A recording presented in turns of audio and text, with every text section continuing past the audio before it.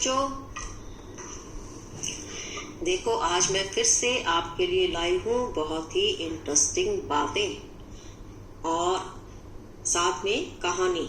और इस कहानी का नाम क्या है? कहानी सपेरों की। अच्छा, अब ये कहानी सुना कौन रहा है आपकी इस पुस्तक में? इस पुस्तक में ये कहानी सुना रहा है आर्यनाथ नाम का एक आदमी, जिसका नाम है आर्यनाथ। तो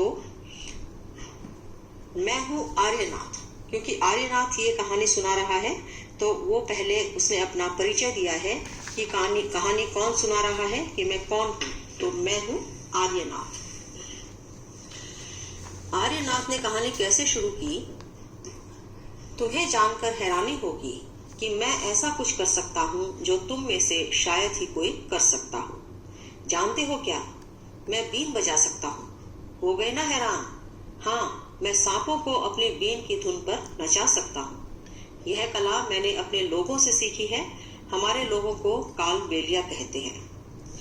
अच्छा बच्चों, कालबेलिया के बारे में आपने कभी सुना है कि कालबेलिया क्या होते हैं? अपने घर में किसी से बातें करते हुए या आपस में कोई बात करते हुए किसी को सुना हो तो मैं भी आपको बता देती हूँ। अगर आपने नहीं सुना तो जो लोग सांपों को पालते हैं, सांपों के लिए सांपों का तमाशा दिखाते हैं। आपने कई बार अगर सड़कों पे एक आध बार, पहले तो बहुत ज्यादा होते थे लेकिन आजकल बहुत कम दिखाई देते हैं, एक पिटारी में कालबेलिया सांप को रखता था जिसे हम सपेरा बोलते हैं, और सपेरा बीन बजाता था और उस पिटारी का ढक्कन उठाता था तो धीरे धीरे बीन की धुन के साथ साथ सांप बाहर निकलता था और बीन की धुन पर नाचता था। ये सपेरे ऐसे तमाशा दिखाते थे। तो इन सपेरों को, इन लोगों को क्या बोलते हैं? कालबेलिया। ऐसा आर्यनाथ इस कहानी में बता रहे हैं। और आर्यनाथ ने यही बताया है कि मैं वो कर सकता हूँ जिसे सुनकर तुम्हें हैरानी होगी कि मैं बीन बजाकर सांपों को बीन की धुन पर नचा सकता हूँ। मेरे दादा रोशन नाथ जी हमारी जाति में बहुत मशहूर थे, यानी कि आर्यनाथ के दादाजी। क्योंकि कहानी आर्यनाथ सुना रहे हैं तो वो उनके दादा की बात हो रही है। मेरे दादा रोशन नाथ जी हमारी जाति में बहुत मशहूर थे। वे बहुत आसानी से खतरनाक और जहरीले सांपों को पकड़ लेते थे। वे मुझे कई बार अपने बीते दिनों के किस्से अभी भी सुनाते हैं। आओ तुम भी सुनो उनकी कहानी उन्हीं की जुबानी। तो आर्यनाथ के दादाजी रोशन नाथ ने जो किस्से आर्यनाथ को सुनाए, आर्यनाथ वही आपको इस पुस्तक में, इस कहानी में बता रहे हैं। क्या आप में से बच्चों किसी ने सांप देखा है? टीवी पे तो देखा होगा, फिल्मों में देखा होगा। क्या असलियत में भी आपने कहीं सांप देखा है? और अगर देखा है तो आपको सांप देखकर क्या महसूस हुआ? जाहिर सी बात है, हम में से ज्यादातर लोग डरते ही हैं सांप देख के। हमें डर ही लगता है। यह भी कोई पूछने की बात है, लेकिन हो सकता है कोई एक आध बच्चा ऐसा हो, बहुत साहसी बहादुर हो, जिसे डर ना भी लगता हो। तो अब हम यहाँ से आगे चलते हैं। जो आर्यनाथ के दादाजी ने उन्हें किस्से सुनाए थे, यादें दादाजी की। अब वो अपने दादाजी को याद करते हुए, उनके किस्से याद करते हुए वो हमारे साथ वो किस्से बांट रहे हैं। मेरे दादा परदादा सभी सपेरे थे। हमारी जिंदगी सांपों से ही जुड़ी रही। कंधे पर कावड़ जैसी बिटारी लटकाए हम एक गांव से दूसरे गांव घूमते। हम जहां भी जाते हमें देखकर लोगों की भीड़ इकट्ठी हो जाती। फिर हम पिटारी में रखी बांस की टोकरी में से निकालते अपने प्यारे सांप। सांपों का नाश देख लेने के बाद भी लोग वहीं रुके रहते। उन्हें पता होता कि हमारे टिन के डिब्बे में उनके कई रोगों की दवा होगी। ये सभी जड़ी बूटियां हम जंगल से इकट्ठी करते। मैंने भी यह सब अपने दादाजी से सीखा। मुझे अच्छा लगता है जहाँ डॉक्टर नहीं है वहां भी मैं अपनी दवाइयों से कुछ लोगों की मदद कर पाता। दवाइयों के बदले लोग हमें कभी अनाज दे देते तो कभी पैसे। बस इसी तरह गुजर बसर हो जाती। तो यहाँ पे रोशन नाथ जी बता रहे हैं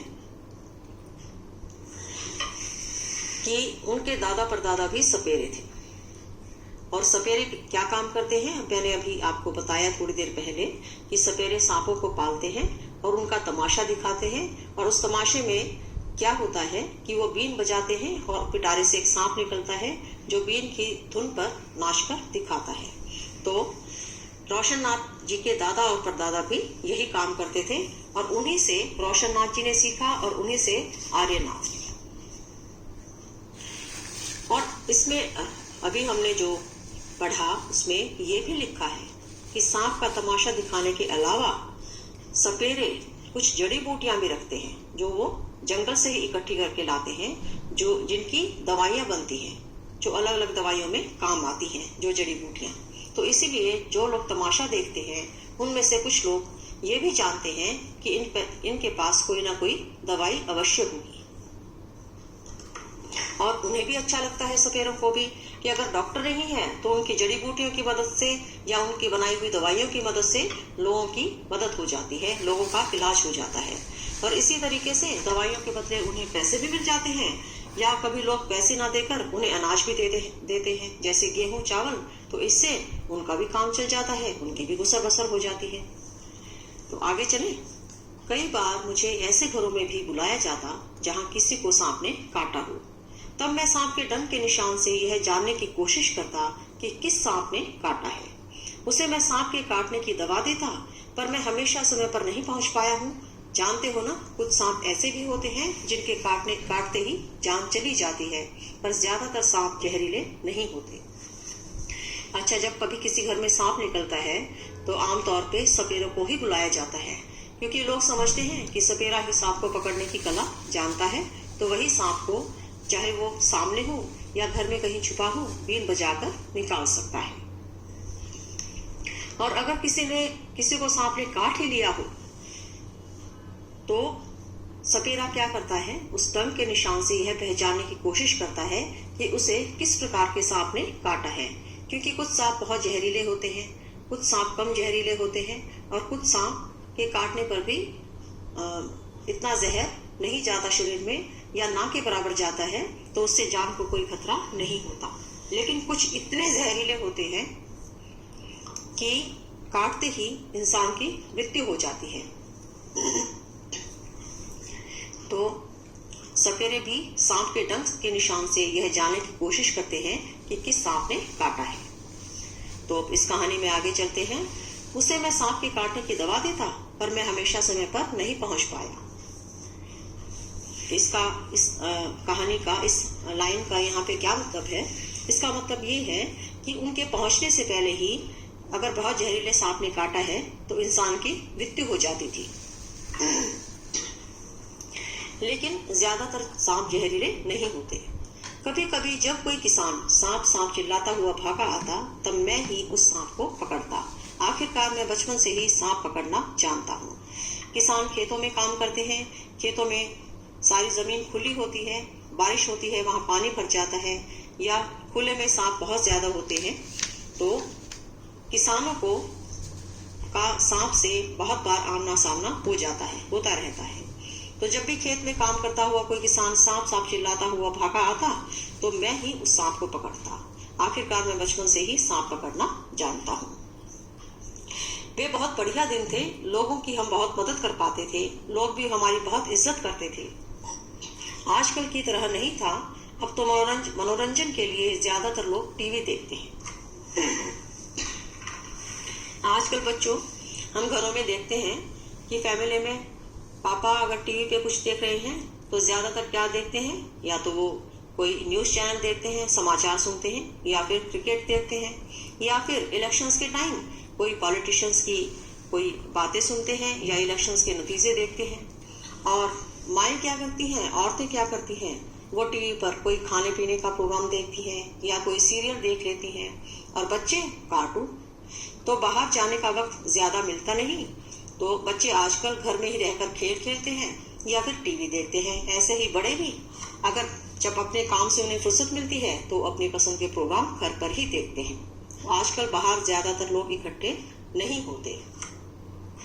तो इसीलिए आर्यनाथ के दादाजी रोशननाथ जी कह रहे हैं कि पहले के दिन बहुत बढ़िया थे, लोगों की हम बहुत मदद कर पाते थे, लोग भी हमारी बहुत इज्जत करते थे, क्योंकि उस समय डॉक्टर भी कम थे, सब जो है डॉक्टर नहीं होते थे, तो उनकी जड़ी बूटियों से लोगों की मदद हो जाती थी, इसलिए लोग उनकी इज्जत भी करते थे। जब मैं बड़ा हुआ तो मेरे पिताजी ने मुझे सांप के डसने वाले दांत निकालने सिखाए। अच्छा, अब सपेरे भी अपने बच्चों को धीरे धीरे चीजें सिखाते हैं। तो धीरे धीरे उनके पिताजी ने, उनके दादाजी ने उनको क्या सिखाया कि सांप के डसने वाले दांत निकालने सिखाए। जहरीले सांप की जहर की नली बंद करना भी सिखाया। सपेरों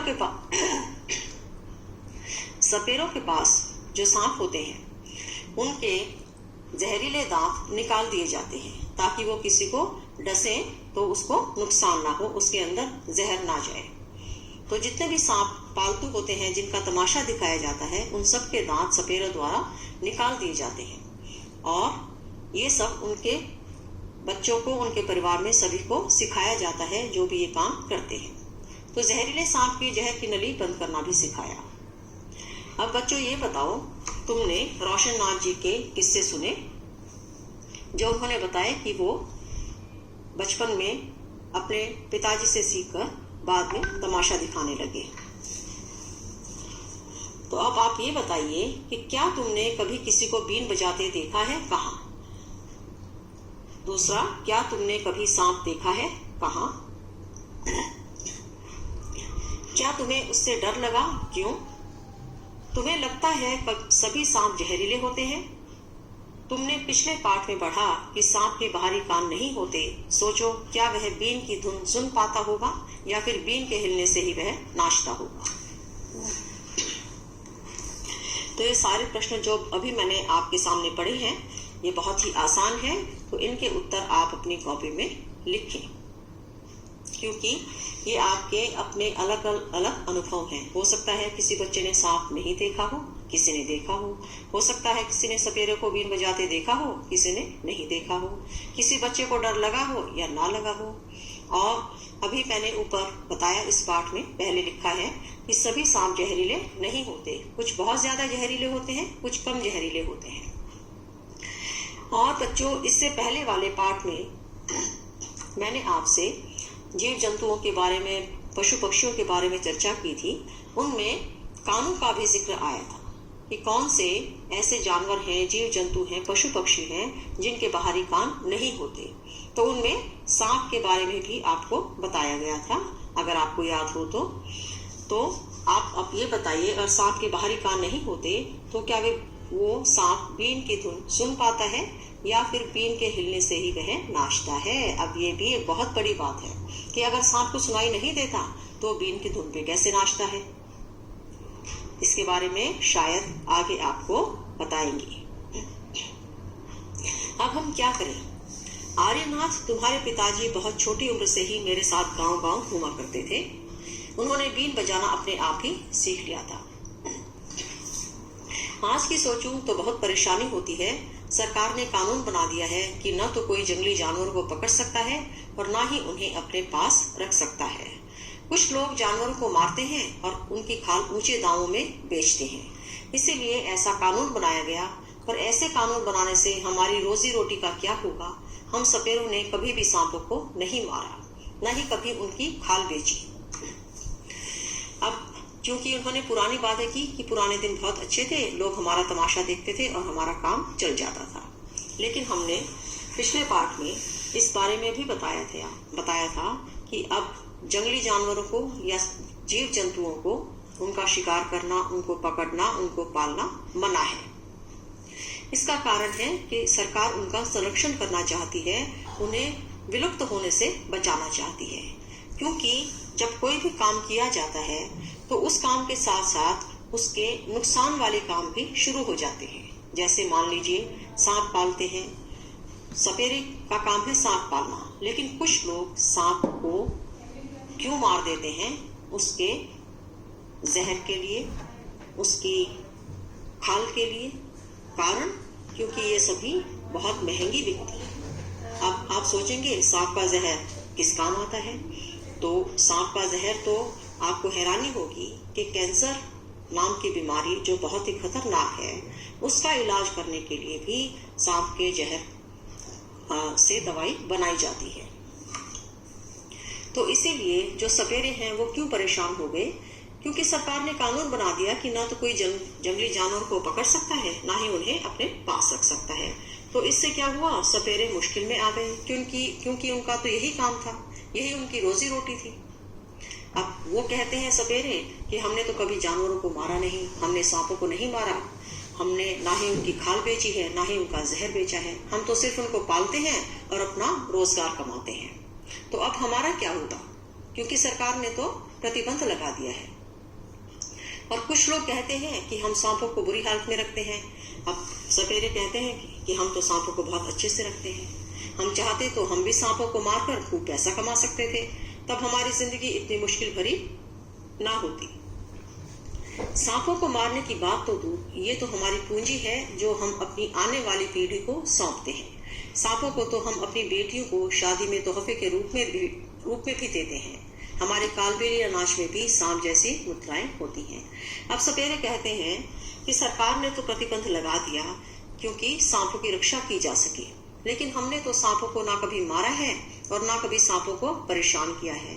हम तो सांपों को बहुत प्यार से रखते हैं, उन्हें पालते हैं और अपने बच्चों को या आपस में अपने समाज में हम सांपों को तोहफे में भी देते हैं। और क्योंकि इनकी प्रजाति, सपेरों की प्रजाति को कालबेलिया बोलते हैं, तो कालबेलिया जब नाचते हैं तो उनके नाच में मुद्राएं भी सांप जैसी ही होती हैं। अच्छा बच्चों, इसमें दिखाया गया है, अगर मुमकिन हो तो चित्रों की सहायता से बच्चों को सांप के डसने वाले दांत, जहर की थैली और उसे निकालने के तरीके के बारे में बताया जा सकता है। तो ये भी अगर संभव हुआ तो आगे आपको बताने की कोशिश करेंगे। आर्यनाथ, तुम्हें अपने लिए अलग तरह की जिंदगी सोचनी पड़ेगी। तुम भी अपने पिताजी की तरह बीन बजाने में माहिर हो। तुम अपने साथियों के साथ मिलकर एक बीन पार्टी बनाकर लोगों का मनोरंजन कर सकते हो, पर तुम पीढ़ियों से मिले सांपों के इस ज्ञान को व्यर्थ न गंवाना। अब ये बात क्योंकि आर्यनाथ ने तो अपने दादाजी के समय की बात बताई कि उस समय तो उनका व्यवसाय बहुत अच्छा चलता था, लेकिन जब आर्यनाथ का समय है, जब सरकार ने प्रतिबंध लगाया है जंगली जानवरों को पकड़ने पे, उनको पालने पे, तब अब सपेरों को अपने पालन पोषण के लिए, अपने रोजगार को चलाने के लिए कुछ और तो काम करना पड़ेगा ना। तो अब आर्यनाथ को कहा गया है कि तुम्हें अपने लिए अलग तरह की जिंदगी सोचनी पड़ेगी, क्योंकि अब रोजगार कमाना है तो सांप का तमाशा तो नहीं दिखा सकते। तो अब क्या करें? अब ये कर सकते हैं, क्योंकि बीन बजानी आती है तो तुम बीन बजा के लोगों का मनोरंजन कर सकते हो, अपनी एक पार्टी बना सकते हो। जैसे शादियों में बैंड वाले होते हैं, उसमें कई लोग होते हैं जो इकट्ठे होकर बैंड बजाते हैं या शहनाई बजाते हैं या संगीत सुनाते हैं। इसी तरीके से एक बीन पार्टी बनाई जा सकती है जो लोगों का मनोरंजन कर सकती है, क्योंकि ये पीढ़ियों का ज्ञान है। पीढ़ियों का ज्ञान का क्या मतलब है कि बच्चे को अपने पिता से मिला, उनके पिता को उनके पिता से मिला, उनके पिता को उनके पिता से मिला, तो ऐसे पीढ़ी दर पीढ़ी ये ज्ञान इन्होंने सीखा है। तो इतना पुराना जो ज्ञान है, जो उन्होंने अपने दादा परदादाओं से सीखा है, इस ज्ञान को व्यर्थ नहीं गंवाना, यानी कि वेस्ट नहीं करना है, भुला नहीं देना है। अब बीन पार्टी में, इस चित्र में जो दिखाया है, इसमें कुछ लोग एक जैसे कपड़े पहनकर बीन बजा रहे हैं। तो बीन पार्टी के बाजे क्या क्या है? बीन है, जो बीन तो है ही सपेरों की। उसके बाद एक तुम्बा है। तुम्बा भी थोड़ा थोड़ा बीन जैसा ही होता है, लेकिन वो मुंह से न बजा के हाथ से बजाया जाता है, या फिर बीन की तरह ही शायद मुंह से बजाया जाता हो, लेकिन तुम्बा भी थोड़ा दिखने में बीन जैसा ही होता है। उसके बाद खंजरी और ढोल। ढोल के अलावा बाकी तीनों बाजे सूखी लौकी से बनाए जाते हैं। अब आप देखिए, ढोल तो हम दोनों तरफ से बजाते हैं। ढोल तो आपने ढोलक वाले को कई बार देखा होगा, क्योंकि शादियों में भी ढोल पे बहुत लोग नाचते हैं, या कोई और त्योहार हो, होली पे हो, तो ढोल वाले आमतौर पर हमारे घरों के सामने ढोल बजाते हैं। तो हम सभी ने ढोल देखा है। लेकिन बीन, तुम्बा और खंजरी, ये तीनों चीजें लौकी से बनाए जाते हैं। अब आप कहेंगे लौकी से कैसे बनाए जाते हैं? लौकी तो लंबी होती है, लेकिन बच्चों एक लौकी गोल भी होती है जो तुम्बे जैसी दिखती है, उसी को बोलते हैं तुम्बा, बीन और खंजरी। तुम शहरों और गांवों के बच्चों को बताना कि सांपों से न तो डरने की जरूरत है और ना ही नफरत करने की। उन्हें सिखाना कि कैसे जहरीले सांपों को पहचानना है। उन्हें यह भी बताना कि सांप तो किसान के दोस्त हैं, सांप न हो तो खेतों में फसलों को चूहों से कौन बचाएगा। अब आर्यनाथ ने ये कहा है कि शहरों और गांव के बच्चों को ये बताना चाहिए कि सांपों से डरने की जरूरत नहीं है और ना ही उनसे घृणा करने की। ऐसा क्यों? क्योंकि जहरीले सांप में और जो जहरीले सांप नहीं है उनमें फर्क करना आना चाहिए, उनके बारे में पता होना चाहिए। तो ये फर्क कैसे पता लगाया जा सकता है? ये फर्क हम किताबों में पढ़ के या इंटरनेट पे जाकर तस्वीरों से देखकर उससे हम ये चीजें जान सकते हैं। और उन्हें ये भी बताना कि सांप तो किसान के दोस्त हैं। अब आप कहेंगे सांप किसी का दोस्त कैसे हो सकता है? तो बच्चों, सपेरों का तो दोस्त है ही सांप, क्योंकि उनके रोजगार का वही साधन है। और किसान का दोस्त कैसे है? क्योंकि किसान तो जब सांप को देखता है तो चिल्ला के भागा भागा आता है कि सांप सांप सांप। अगर दोस्त हो तो उसको भागने की क्या जरूरत है?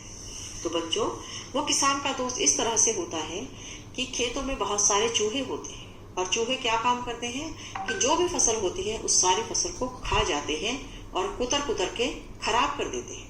तो किसान की फसल बर्बाद हो जाती है और किसान को फायदे की बजाय नुकसान होता है। तो सांप क्या काम करते हैं? सांप चूहों को खा जाते हैं। जब सांप चूहों को खा जाएंगे तो फसल बर्बाद नहीं होगी, फसल बहुत अच्छी होगी और किसान को मुनाफा होगा, फायदा होगा।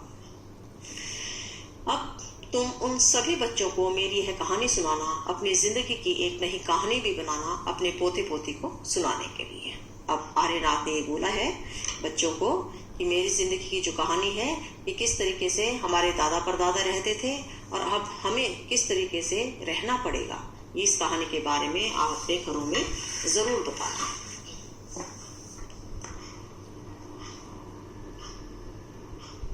अच्छा बच्चों, इस कहानी को पढ़ के और हमने पीछे जो एक जानवरों के ऊपर एक पाठ पढ़ा था, अब ये पाठ पढ़ के आपको क्या समझ आया?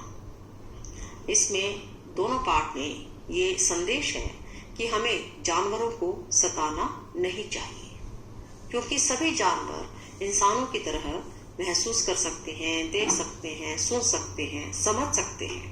ठीक है? क्यों? जैसे इंसानों को दर्द होता है, इंसान को कोई परेशान करे हमें परेशानी होती है, इसी तरीके से जानवरों को भी परेशानी होती है। लेकिन कुछ लोग, कुछ बच्चे, खासकर बच्चे बहुत शरारती होते हैं, तो शरारती बच्चे क्या करते हैं? कुत्तों की पूंछ पर पटाखे बांध देते हैं, सांप को देखते ही मार देते हैं लोग डर के, या और जानवरों को तंग करते हैं। हमारे आसपास जितने भी जानवर हैं उनको तंग करते हैं किसी ना किसी प्रकार से। तो इन दोनों कहानियों में संदेश है कि हमें जानवरों को तंग नहीं करना चाहिए। जो जानवर हमारे लिए खतरनाक हो सकते हैं, जैसे कि सांप भी उनमें से एक है, उन जानवरों से हमें दूर ही रहना चाहिए। दूर रहने का क्या कारण है कि छोटे बच्चे और बड़े भी, जरूरी नहीं कि सिर्फ छोटे बच्चे ही, बड़े लोग भी नहीं ये समझ पाते कि ये सांप जहरीला है या कम जहरीला है। तो इसीलिए जो चीजें आपके लिए खतरनाक हो सकती हैं उनसे दूर रहना चाहिए, लेकिन उनको बिल्कुल भी कष्ट नहीं पहुंचाना चाहिए। जब तक कि आपको ना लगे कि सांप आप पर हमला करने वाला है या आपको काटने वाला है, तब तक आप उस पर हमला ना करें। सावधानी रखें, ऐसी चीजों से दूर रहें। इसी तरीके से जैसे कुत्ते हैं, हम गली में जाते हैं, अगर बहुत सारे कुत्ते हों तो हमने बहुत कई बार अखबार में ये खबर पढ़ी होगी कि एक बच्चे को कुत्तों ने काटा, आवारा कुत्तों ने काटा। तो ऐसा क्यों होता है कि कुत्ते, जो गली में कुत्ते होते हैं, वो ज्यादातर नहीं काटते हैं, क्योंकि ऐसे जानवर एक ही जगह रहते हैं तो उनको पता होता है वहां के लोगों का। लेकिन कुछ जानवर, कुछ कुत्ते, जैसे आवारा कुत्ते उनके लिए बोला जाता है, झुंड में जब कोई भी जानवर इकट्ठा हो जाता है, जैसे मान लीजिए 5-6 कुत्ते इकट्ठे हो गए, वहां पे उन्होंने अकेले किसी बच्चे को देखा या अकेले इंसान को देखा, तो कुत्ते क्या करते हैं? उसके ऊपर हमला कर देते हैं, उसको काट लेते हैं। तो सभी बच्चों को, सभी लोगों को सावधान रहना चाहिए कि जो गली में जानवर कुत्ते हैं, जब आप अपनी जगह से बाहर निकलते हैं, जो कुत्ते आप उनको रोज नहीं देखते, आपकी गली के नहीं है, कहीं बाहर जाते हैं, तो हमेशा हाथ में छड़ी लेके जाएं या किसी के साथ जाएं। अकेले ऐसी जगह बिल्कुल ना जाएं जहां पर बहुत सारे कुत्ते हों, या जहां पर आप अकेले पड़ जाएं जानवरों के बीच में। जानवरों से सावधान भी रहना चाहिए और जानवरों को परेशान भी नहीं करना चाहिए। अब आपने अपनी कॉपी में लिखना है, क्या तुमने कभी जानवरों के खेल या नाच होते देखे हैं, जैसे सर्कस में, सड़क पर या पार्क में? कब और कहाँ देखा? अब बच्चों आप ये बताइए कि आप स्कूल भी जाते हैं, आप अपने माता पिता के साथ कोई मेला देखने भी जाते हैं, कोई सर्कस देखने भी कभी गए होंगे, तो आपने क्या कभी जानवरों के खेल देखे हैं? अब जानवरों के खेल तो आजकल डॉग शो बहुत ज्यादा होते हैं जो टीवी पर भी दिखाए जाते हैं, जिनके बारे में खबर भी आती है कि उस कुत्ते ने इनाम जीता, वो कुत्ता इतना महंगा बिका या इतना महंगा खरीदा गया, या उसने इतने अच्छे वो करतब दिखाए कुत्ते ने। तो इसी तरीके से जब हम सर्कस पे जाते हैं, सर्कस में जंगली जानवर होते हैं, तो जंगली जानवरों के भी क्या खेल दिखाए जाते हैं कि हाथी को ऊपर चढ़वा दिया जाता है स्टूल पे, या हाथी गेंद से खेल रहा है, या हाथी एक पहिए की साइकिल चला रहा है, या शेर से करतब कराए जा रहे हैं, या और भी जो जंगली जानवर सर्कस में होते हैं उनसे करतब कराए जाते हैं। हो सकता है आपने सर्कस ना देखा हो, क्योंकि अब सर्कस सरकार ने बंद कर दिए हैं, जंगली जानवरों को जंगल में छोड़ने के आदेश दिए हैं, उनको पालने पे प्रतिबंध लगा दिया गया है। या पार्क में कभी आपने देखा हो कोई अपना कुत्ता घुमाने लाया हो और उसके साथ खेल रहा हो। तो ऐसे ही कभी आपको कोई किस्सा याद आए जिसमें आपने किसी भी जानवर को खेलते या नाचते हुए देखा हो, या आपने मोर को कभी नाचते हुए देखा हो, तो आप अपनी कॉपी में लिखें कि आपने किस जानवर को कब और कहाँ देखा और किस प्रकार खेल या नाचते हुए देखा। कब और कहाँ देखा, किस जानवर का खेल देखा। जानवरों के प्रति लोगों का क्या व्यवहार था? जब भी आप देखते हैं किसी जानवर का कोई करतब या तमाशा, तो लोगों का उस जानवर के प्रति क्या व्यवहार होता है, ये भी आपने नोटिस करके अपनी कॉपी में लिखना है। क्या कोई जानवर को परेशान भी कर रहा था? कैसे? अभी मैंने बताया ना, कुछ बच्चे शरारती होते हैं तो कुछ बड़े भी शरारती होते हैं। कुछ बड़े भी जानवरों को बहुत परेशान करते हैं और कुछ बच्चे भी खेल में परेशान करते हैं बच्चों को। तो अगर आपने किसी को जानवर को परेशान करते हुए देखा हो, तो आप अपनी कॉपी में लिखें कि वो किस प्रकार से उसको परेशान कर रहा था। वह खेल देखकर तुम्हारे दिमाग में किस किस तरह के सवाल उठे? अब जब भी हम कोई चीज देखते हैं जिसे देख के हमें अच्छा लगता है या हमें अच्छा नहीं लगता है, दोनों ही चीजें हैं, तो हमारे दिमाग में क्या सवाल उठते हैं कि हमें क्या करना चाहिए था उस समय, या जैसा उसने दिखाया तमाशा उसमें और क्या होना चाहिए था या क्या नहीं होना चाहिए था, या और भी किसी तरीके के सवाल जो आपके दिमाग में आते हैं वो आप लिखें। मान लो तुम एक जानवर हो जो कैद में है, अब तुम इन वाक्यों को पूरा करो। अब इस चित्र में दिखाया गया है एक शेर को एक पिंजरे में बंद है, यानी कि कैद है। तो अब इसमें लिखा है कि मान लो तुम एक जानवर हो, मान लो मैं एक शेर हूँ और मैं एक पिंजरे में हूँ। तो अब ये जो सामने वाक्य है इनको पूरा करना है। मुझे डर लगता है जब, मान लो मैं पिंजरे में बैठा हूँ, तो मुझे कब डर लगेगा अगर मैं पिंजरे में हूँ? तो मुझे डर लगता है जब कोई इंसान मेरे पास आता है। तो मुझे डर क्यों लगता है? मुझे समझ नहीं आता वो मेरे साथ क्या व्यवहार करेगा, वो मेरे पास क्यों आया है, क्योंकि उसी ने मुझे पिंजरे में डाला है। दूसरा है, ये उत्तर आपने खुद सोच के लिखना है। मैं सिर्फ उदाहरण देकर आपको बता रही हूँ कि अगर मैं पिंजरे में होती तो मुझे डर कब लगता। दूसरा है, मेरी इच्छा है कि मैं, अब इसका उत्तर दीजिए आप, इस वाक्य को पूरा कीजिए कि मैं जानवर हूँ और कैद में हूँ, तो मेरी क्या इच्छा होगी? जाहिर सी बात है, मेरी इच्छा तो होगी कि मैं आजाद हो जाऊं, मुझे कोई पिंजरे से बाहर निकाल दे। अब आप लिखिए कि आपकी क्या इच्छा होगी। तीसरा है, मैं उदास होता हूँ जब, कब उदास होता हूँ पिंजरे में? जब मैं देखता हूँ कि बाकी सभी बाहर खुले घूम रहे हैं और मुझे यहाँ पिंजरे में, छोटे से पिंजरे में कैद कर दिया गया है। मैं भी औरों की तरह घूमना चाहता हूँ, खेलना चाहता हूँ, अपनी मर्जी से जीना चाहता हूँ। चौथा है, अगर मुझे मौका मिलता तो मैं क्या करता? मैं फुर्र से पिंजरा तोड़ के भाग लेता, वापस जंगल में चला जाता। अब पांचवा है, मुझे यह बिल्कुल भी पसंद नहीं। क्या पसंद नहीं? कि लोग जानवरों को अपनी मर्जी से इस्तेमाल कर सकते हैं। जो इंसानों को अच्छा लगे वो उसी हिसाब से जानवरों के साथ व्यवहार करते हैं, यह मुझे बिल्कुल भी पसंद नहीं है। क्योंकि जानवरों की भी अपनी सोच है, उनका अपना दिल है, वो भी अपने तरीके से रहकर खुश होते हैं, उनकी भी अपनी पसंद नापसंद होती है। तो इंसान अपनी पसंद से जानवरों के साथ व्यवहार करे, ये मुझे बिल्कुल भी पसंद नहीं है। अब इन सभी वाक्यों को आप अपनी अपनी हिसाब से पूरा करेंगे कि आपको क्या अच्छा लगता है, क्या नहीं लगता, या जब आपको कब डर लगता है।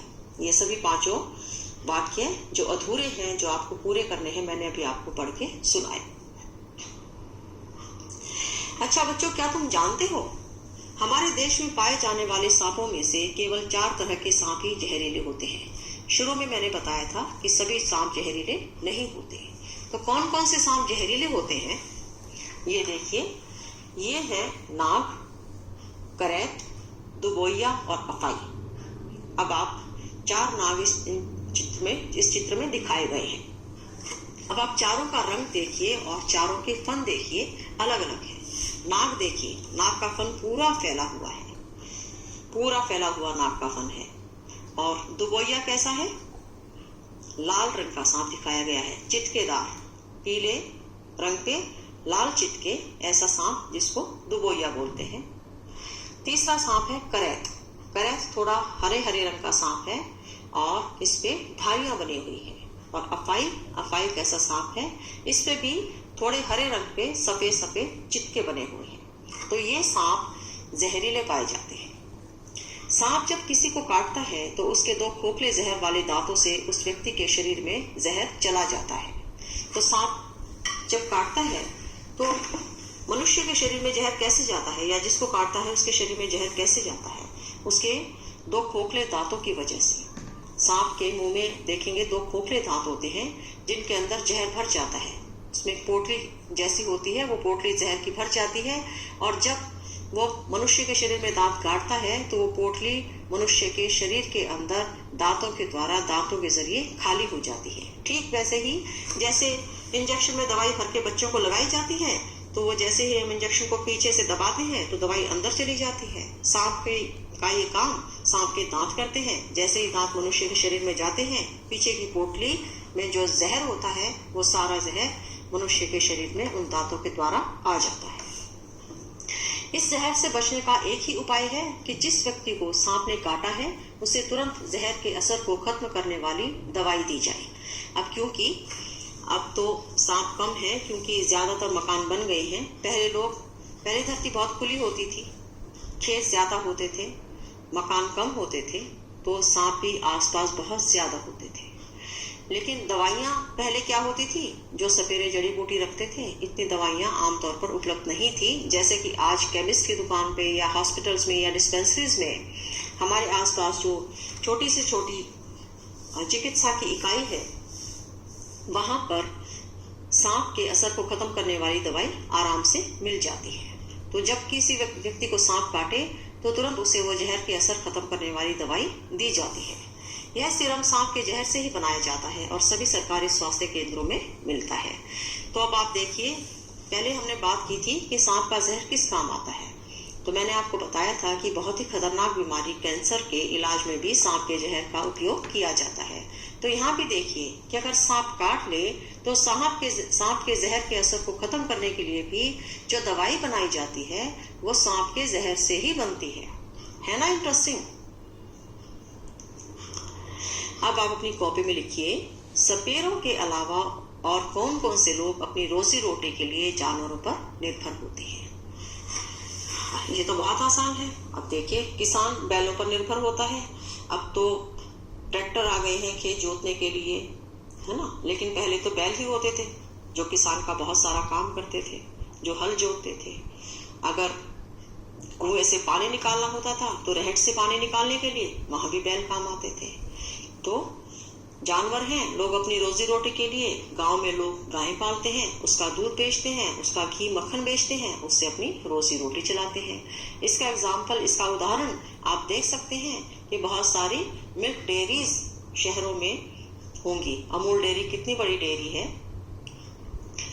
तो इस तरीके से लोग दूध को ही अपना रोजगार बनाते हैं। तो बहुत से जानवर हैं जो लोगों की रोजी रोटी का साधन है। कुछ लोग बकरी भी पालते हैं, कुछ लोग मुर्गियां भी पालते हैं। पोल्ट्री फार्म आपने देखे हैं ना, मुर्गियों का पालन करते हैं और फिर अंडे बेचे जाते हैं। तो इस तरीके से आपको भी याद करके लिखना है कि कौन कौन से लोग अपनी रोजी रोटी के लिए जानवरों पर निर्भर होते हैं। अब है एक सर्वे जानवर पालने वालों का। ये सर्वे आप लोगों ने करना है। ये सर्वे कैसे करना है? अपने स्कूल या घर के आसपास कुछ ऐसे लोगों से बात करो जिन्होंने अपनी रोजी रोटी के लिए कोई जानवर पाला हो, जैसे तांगे के लिए घोड़ा, अंडों के लिए मुर्गियां आदि। अब आपने घोड़ा भी देखा होगा। घोड़ा आपने तांगे में जुता हुआ देखा होगा कि तांगे में घोड़ा लगा होता है और उस पर सवारी बैठती है और सवारी को उनके घर छोड़ दिया जाता है और उसके पैसे देते हैं। अब तो तांगे बहुत कम हो गए हैं, लेकिन बच्चों आप अपने माता पिता से पूछेंगे तो उनके समय में तांगों का बहुत चलन था। पहले कहीं आने जाने के लिए तांगों का बहुत ज्यादा प्रयोग किया जाता था। आपने पुरानी फिल्में देखी होंगी, अगर आपको याद हो, आपने अगर शोले फिल्म देखी है तो उसमें तांगे को बहुत बड़ा रोल दिया गया है। जो घोड़ी है उसमें धन्नो, उसको बहुत बड़ा रोल दिया गया है। और अब अगर आप देखें, अगर तांगे नहीं देखे तो आप देखेंगे जो शादियां होती हैं तो शादियों में दूल्हे मियाँ किस पर बैठते हैं? घोड़ी के ऊपर। तो वो भी एक रोजगार का साधन है। दूसरा है अंडों के लिए मुर्गियां।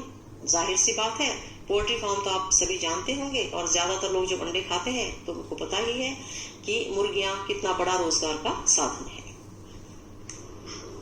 और आपने सर्वे करना है, उन लोगों से मिलना है जिनके पास जानवर है। तो आपने पूछना है कि कौन सा जानवर है, उस जानवर का नाम पता करना है। कितने जानवर पाले हैं, एक जानवर है या कई प्रकार के जानवर पाले हुए हैं, या एक ही जानवर को बहुत सारी संख्या में पाला हुआ है। तीसरा है, क्या जानवरों को रखने के लिए अलग जगह है। अब जैसे मान लीजिए पालतू गाय या भैंसे हैं या बकरी हैं जो घरों में होती है, तो गांव में लोग क्या करते हैं कि एक तरफ उनके रहने का घर होता है और एक ही तरफ गाय भैंसे बांध दी जाती हैं। तो क्या सब जगह ऐसा है? आपने लोगों से मिलकर बात करनी है कि कितने लोगों ने जानवरों को अलग जगह दे रखी है और कितने लोगों ने अपने घर में ही जगह दे रखी है। बच्चों जब आप ये काम करेंगे तो आपको बहुत बहुत अच्छा लगेगा। फिर उनकी देखभाल कौन करता है? अब उनकी देखभाल करने के लिए जिन्होंने उसको पाला है वही करते हैं, या उन्होंने काम करने के लिए कोई नौकर रखा हुआ है। मान लीजिए पशु एक है, एक या दो हैं, तो हो सकता है घर के लोग भी उसको संभाल सकते हैं, देखभाल कर सकते हैं। और अगर ज्यादा है तो उसके लिए फिर काम करने वाले की सहायता भी लेनी पड़ती है, कोई नौकर भी रखने पड़ सकते हैं। वे क्या खाते हैं? अब जो जानवर पालता है उसको खाने की आदतें पता होंगी और उसको खाने में क्या क्या चाहिए होता है वो भी सब पता होना चाहिए। तो आपने पूछना है कि वो जानवर क्या खाते हैं। क्या कभी जानवर बीमार भी पड़ते हैं? तब पालने वाला क्या करता है? अब जिस तरीके से इंसान बीमार पड़ते हैं, जानवर भी बीमार पड़ते हैं, ये तो सच है। तो अब हो सकता है हमें ना पता हो कि जानवर जब बीमार पड़ते हैं तो उनका इलाज कैसे किया जाता है, लेकिन जो उस जानवर को पालता है उसको पता होता है, या उसको धीरे धीरे पता लग जाता है कि बीमार पड़ने पर उसका इलाज कैसे करना है। तो इसका ये प्रश्न है, क्या कभी जानवर बीमार भी पड़ते हैं? तब पालने वाला क्या करता है? तो ये सभी सर्वे करने हैं, आपने इन प्रश्नों का उत्तर देना है। इसी तरह अपने मन से और भी प्रश्न पूछो। जानवरों से मिलने के बाद, जानवरों के तमाशे देखने के बाद, उनके बारे में कुछ पढ़ने के बाद, जानने समझने के बाद, या उन लोगों से मिलने के बाद जिन्होंने जानवर पाले हैं, अगर आपके मन में कोई और भी प्रश्न आता है, जैसे छोटे बच्चों को कुत्ते बहुत पसंद हैं, जिन बच्चों के घरों में कुत्ते नहीं होते वो ज्यादातर अपने माता पिता को बहुत परेशान करते हैं कि हमें भी कुत्ता पालना है, हमें भी कुत्ता पालना है। तो इसी तरीके से उनको बहुत अच्छा लगता है दूसरों के कुत्तों को खेलते हुए या पार्क में घूमते हुए, तो वो भी चाहते हैं कि वो कुत्ता पाले। तो आपके मन में और भी कोई प्रश्न हो तो भी आप पूछें और अपनी कॉपी पर लिखें। अपने इस सर्वे की रिपोर्ट तैयार करो और कक्षा में पढ़कर सुनाओ। तो ये जितने भी प्रश्न आपको बताए गए हैं, ये सभी आप लोगों से मिलकर इनके उत्तर पता कीजिए और अपनी कक्षा में पढ़कर सुनाइए। अब बनाइए एक अनोखी कठपुतली। बनाओ एक अनोखी कठपुतली। अब ये देखिए ये कठपुतली बनाई कैसे जाए। ये देखिए बहुत आसान है। एक पुरानी जुराब लो, हमारे सभी के घरों में पुरानी जुराबें जरूर मिलती हैं। वो क्यों मिलती हैं? क्योंकि एक जुराब हमेशा गुम हो जाती है, एक ही जुराब बचती है। तो ऐसी कोई जुराब ले लीजिए, उसे चित्र में दिए तरीके से अपने हाथ पर पहन लो। आपने जुराब को अपने हाथ में पहन लेना है। आंखों के लिए 2 बिंदी या बटन चिपका दो। अब घर में आमतौर पे बटन या मम्मी की बिंदियां तो मिलती ही हैं, तो दोनों तरफ आंखों की जगह या आप बिंदी लगा दीजिए या बटन लगा दीजिए। चित्र आपके सामने है तो इसमें देख कर लगाइए। ये बहुत आसान है, बस जुराब पहननी है और ऊपर 2 बटन या बिंदियां चिपका देनी है। जेब बनाने के लिए लाल कागज की पट्टी काटकर चिपकाओ। एक लाल कागज ले लीजिए, थोड़ा मोटा, और उसको जीभ की तरह शेप में पतला काट दीजिए। पट्टी के दूसरे सिरे पर जीभ के लिए कट लगाओ। अब कट नहीं लगाएंगे तो जीभ कैसे दिखाई देगी? आप देखिए, जैसे चित्र में दिखाया गया है, कट लगा के दिखाया गया है, जो कि एम की शेप जैसा लग रहा है ना सांप? चित्र में तो लग रहा है। आप कैसा बना पाएंगे आपको पता लगेगा। हम क्या समझे, सरकार ने कानून बना दिया है कि ना तो कोई जंगली जानवरों को पकड़ सकता है और ना ही उन्हें अपने पास रख सकता है। तुम्हें क्या लगता है, क्या यह कानून सही है या नहीं? अपने उत्तर का कारण बताओ और लिखो। अच्छा बच्चों, आपको क्या लगता है, जैसे आर्यनाथ ने बात बताई कि अब सरकार ने जंगली जानवरों को पकड़ना बंद करवा दिया है, तो आपको क्या लगता है, ये सरकार ने सही किया है या गलत किया है? क्या ये कानून सही है या नहीं? आपको कैसा लगता है? मुझे ऐसा लगता है कि सरकार ने ये बहुत सही कानून बनाया है, क्योंकि हो सकता है जो जिस जानवर को पालता है वो उसे परेशान ना करता हो, लेकिन इस पालन की आड़ में, क्योंकि जब तक सरकार प्रतिबंध नहीं लगाएगी तो कोई भी शिकारी भी उसका शिकार कर सकते हैं, पकड़ सकते हैं, उनकी तस्करी कर सकते हैं, उनकी खालों को, हाथी दांतों को, या जो भी जिस भी जानवर का जो अंग इस्तेमाल होता है, महंगा बिकता है, उसको बेचने के लिए वो जानवरों का शिकार कर सकते हैं, उनको मार सकते हैं, उनको परेशान कर सकते हैं। तो इस तरीके से हो सकता है हमारी बहुत सारी जानवरों की प्रजाति अब विलुप्त होने के कगार पर आ गई थी, तो सरकार ने बहुत सारे सेंचुरीज बनवाई हैं, जिनके बारे में हमने पिछले पाठ में आपको बताया था, उनका संरक्षण करने के लिए। तो मुझे ये कानून सही लगता है। आपको कैसा लगता है आप बताइए। जहां तक रही रोजगार की बात, तो समय के साथ सभी को अपनी जीवन शैली में परिवर्तन करना ही पड़ता है और करना ही पड़ेगा। अब इसका एक उदाहरण ये है कि जो छोटे बच्चे हैं वो सभी मोबाइल से या कंप्यूटर से या आईपैड से या जितनी भी टेक्नोलॉजी है उसको आराम से, आसानी से इस्तेमाल करना जानते हैं। लेकिन जो बड़े लोग हैं वो उनसे इतने बड़े हैं अनुभव में भी, लेकिन जब टेक्नोलॉजी की बात आती है या मोबाइल या लैपटॉप या कंप्यूटर की बात आती है तो वो शायद इस्तेमाल करना नहीं जानते। लेकिन उन बड़ों को भी अगर आज के दिन आगे कुछ सीखना है, कुछ भी करना है, क्योंकि अब टीवी चलाने के लिए भी आपको ये सब सीखना पड़ेगा। नहीं तो पहले की तरह नहीं है कि केबल वाले को बोल दिया तार जोड़ जाओ और आपके चैनल चालू हो गए। नहीं, अब सब कुछ अपडेट कराना पड़ता है, तो आपको सब कुछ सीखना ही पड़ेगा। आजकल सारी चीजें देखिए कि ऐप पे उपलब्ध है। अगर आपको कोई चीज चाहिए तो आपको उसकी ऐप डाउनलोड करनी ही पड़ती है। इसी तरीके से जीवन शैली में धीरे धीरे समय के साथ साथ परिवर्तन आते हैं। जब हम नए को अपनाएंगे तभी हम समय के साथ चल पाएंगे, अन्यथा हम बहुत पिछड़ जाएंगे और हम मुश्किल में आ जाएंगे। इसी तरीके से जानवरों का पालन, उनका संरक्षण बहुत आवश्यक है।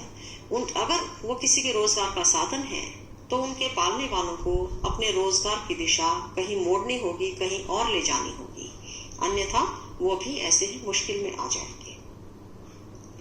तो आप किस बारे में क्या सोचते हैं? तो ये आप अपनी कॉपी पर लिखिए और उसका तर्क भी दीजिए कि मैं ऐसा क्यों सोचता हूँ, मुझे ऐसा क्यों ठीक लगता है। तो बच्चों, ये तो हमारा हो गया पूरा पाठ। मुझे उम्मीद है कि आपको इसकी सभी बातें समझ आई होंगी और सांपों के बारे में पढ़कर, जानकर, सपेरों के बारे में जानकर आपको अच्छा लगा होगा। तो इस बारे में आप अपने माता पिता से, अपने घर में, अपने मित्रों से चर्चा कर सकते हैं, बातचीत कर सकते हैं और नए नए किस्से आप उसमें सुनकर सुनाकर आप खुश हो सकते हैं, मजे ले सकते हैं और बोर भी नहीं होते। ठीक है, तो आज का हमारा पाठ पूरा हुआ। अगले पाठ के लिए फिर मिलते हैं। Bye bye.